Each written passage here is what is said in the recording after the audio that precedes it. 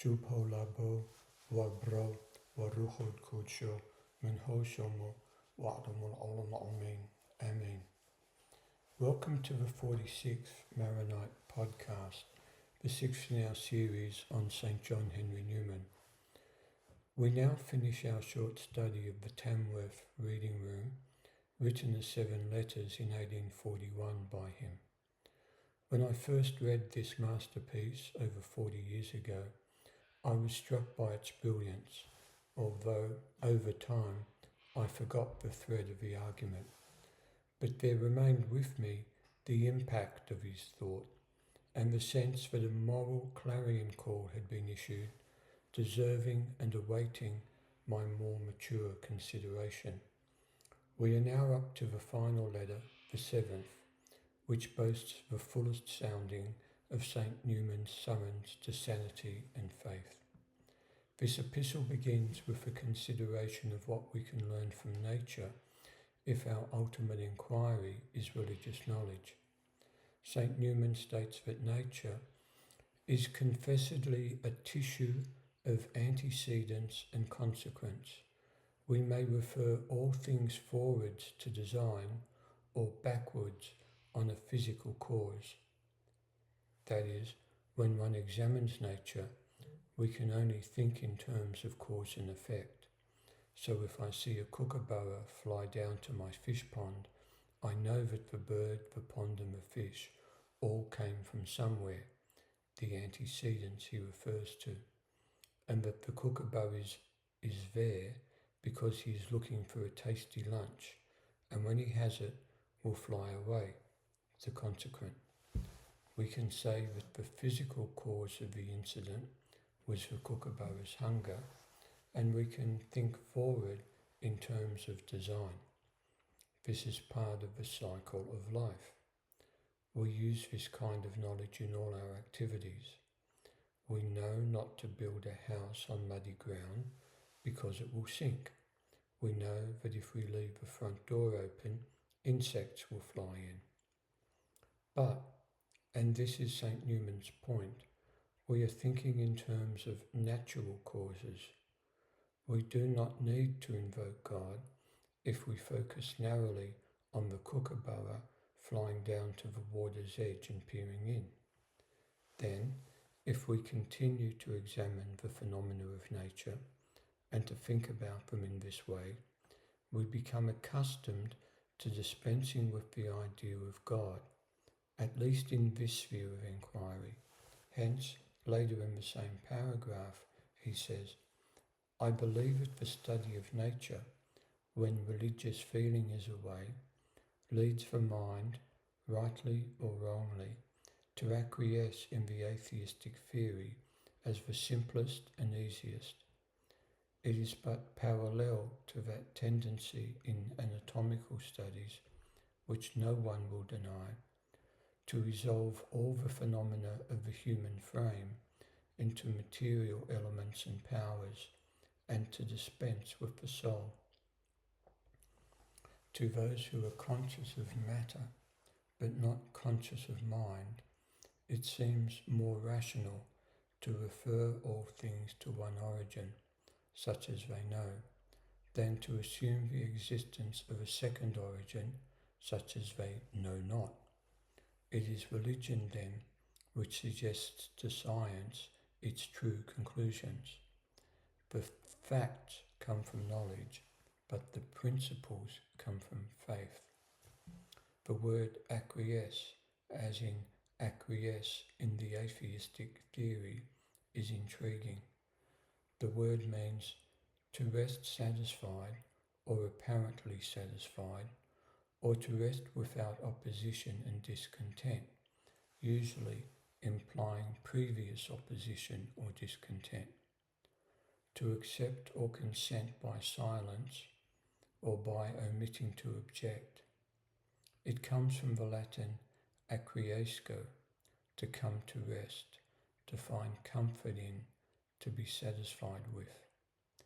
This forgetting about God, explaining the world without reference to him, is something which happens bit by bit.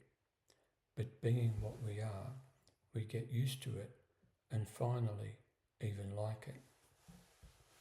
As St Newman says, through the study of the world in this way, the God we attain is our own mind. Our veneration is even professedly the worship of self.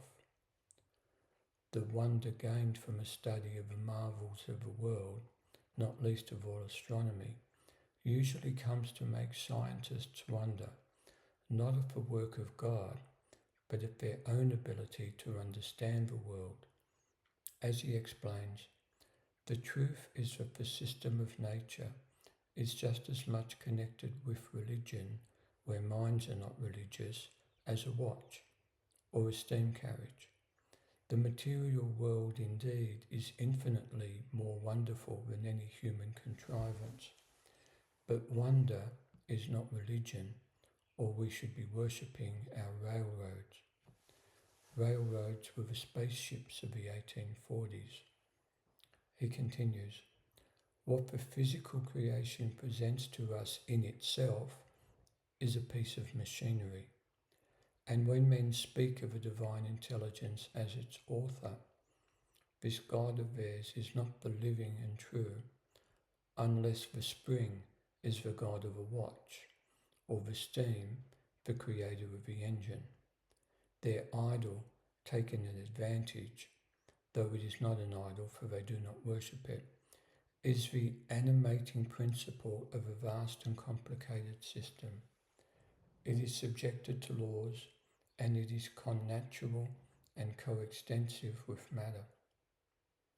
Note that St Newman refers to what the physical creation presents to us in itself. He is not denying that something supernatural can appear through the world, but that, he would have said, is revelation, and materialists deny that possibility. However, it is the human mind, or perhaps better, the human soul, which can see God in nature. In itself, the physical creation does not present God. Further, if we admire ourselves, we need not begin to admire anything higher than ourselves. As he says, it passes to no prototype. It can never bring us to religion because the essence of religion is the idea of a moral governor and a particular providence. Now let me ask, is the doctrine of moral governance and a particular providence conveyed to us through the physical sciences at all? Would they be physical sciences if they treated of morals? Can physics teach moral matters without ceasing to be physics? But are not virtue and vice and responsibility and reward and punishment anything else than moral matters? And are they not of the essence of religion? In what department, then, of physics are they to be found? Can the problems and principles they involve be expressed in the differential calculus? What we seek is what concerns us, the traces of a moral governor. Even religious minds cannot discern these in the physical sciences. Astronomy witnesses divine power, and physics divine skill, and all of them divine beneficence. But which teaches of divine holiness, truth, justice, or mercy? Is that much of a religion which is silent about duty, sin, and its remedies? Was there ever a religion which was without the idea of an expiation? In the end, what he deplores is not that Sir Robert Peel drew all of these conclusions, for Peel had not gone so far as that, but what he had used his significant public platform to state was nevertheless alarming to a sensitive mind aware of the wrong direction in which common attitudes were gradually being shaped.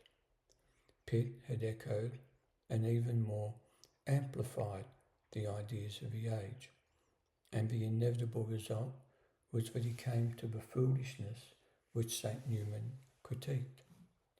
Aware that Sir Robert was a politician, he pointedly showed the moral of the whole sorry narrative. A body without a soul has no life, and a political idea without an idea, no unity.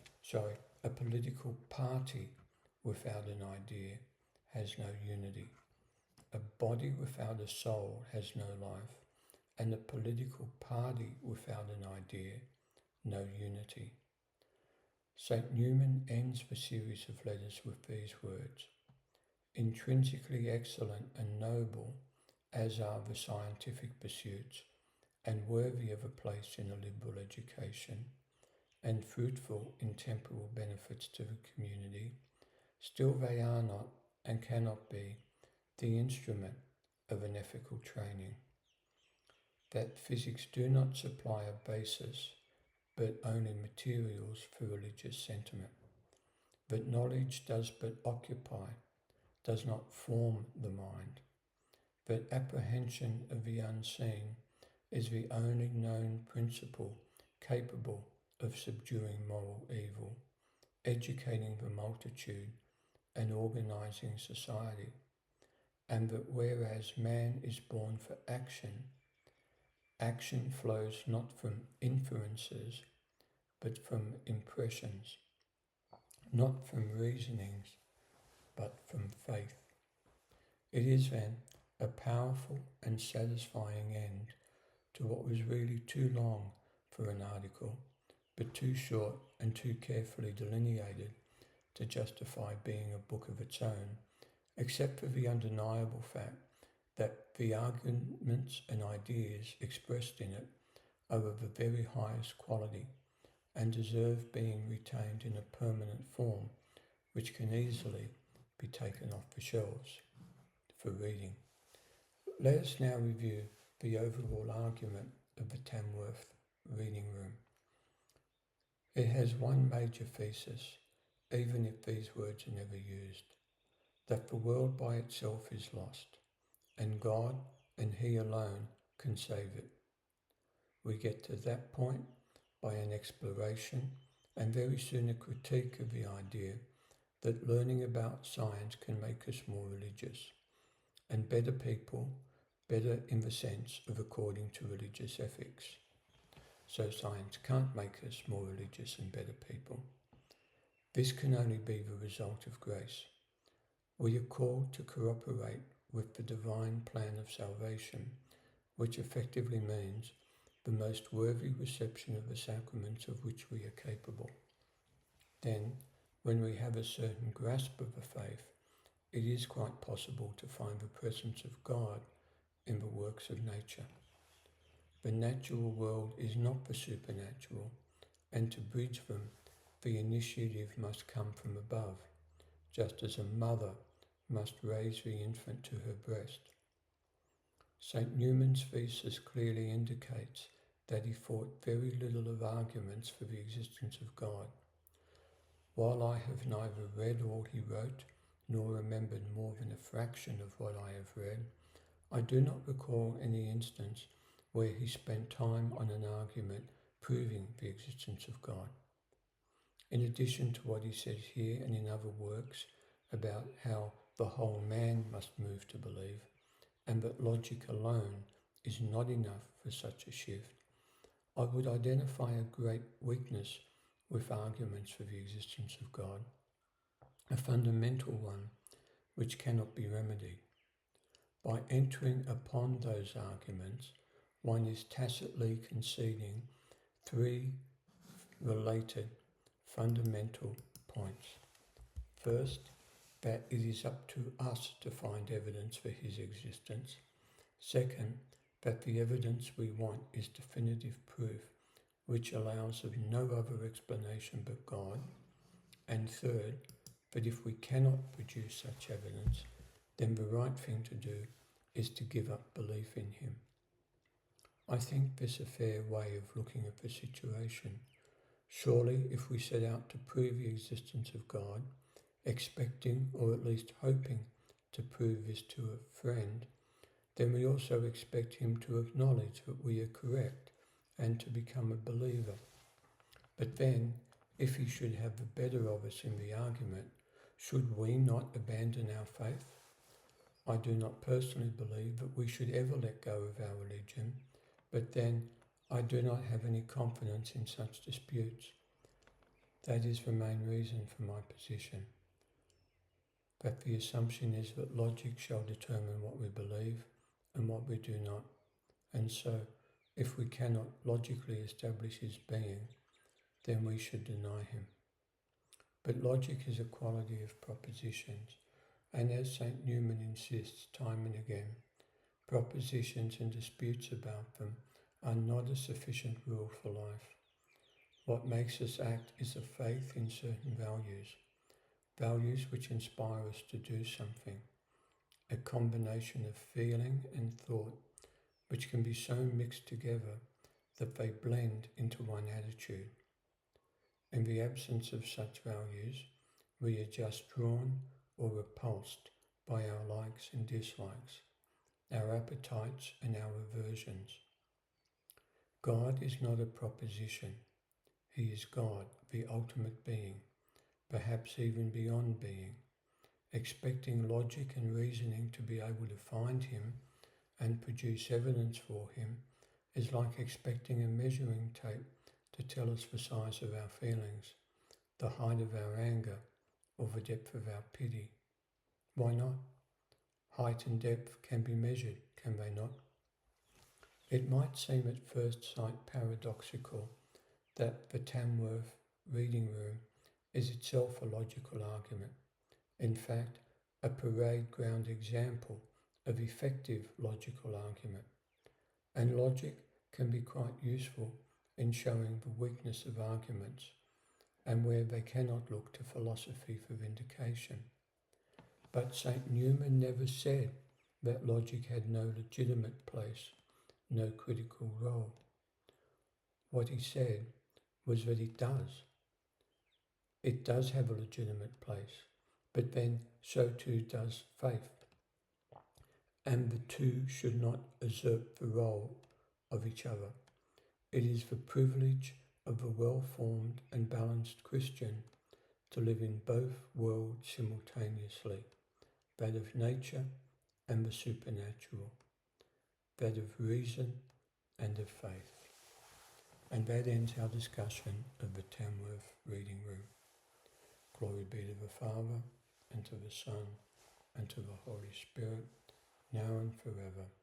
Amen.